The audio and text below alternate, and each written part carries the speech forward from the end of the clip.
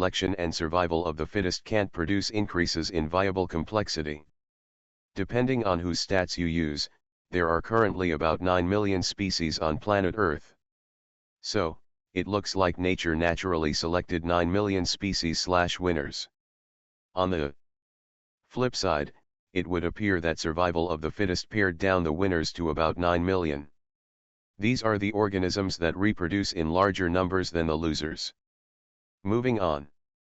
Changes in DNA occur primarily by copy errors and physical damage to the DNA molecule. The overwhelming majority of these changes result in harmful or useless mutations.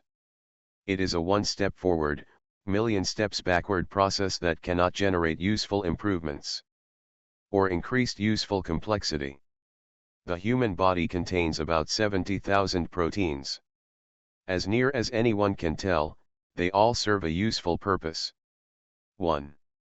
Wonders why we don't have any detectable amount of useless or counterproductive proteins.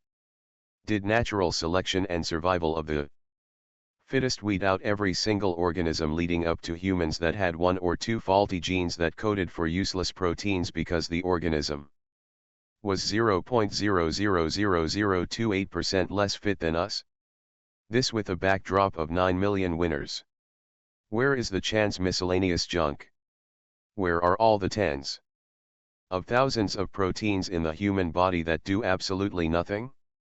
Bacteria DNA have 3 to 5 million base pairs. Human DNA has 3.1 billion base pairs. So, copy errors and physical damage to the DNA molecule produce this gigantically huge increase in viable complexity without producing harmful code. Sure, there is DNA that may have no current use in humans, or perhaps these parts are the organism assembly instructions. We are not smart enough to know for sure.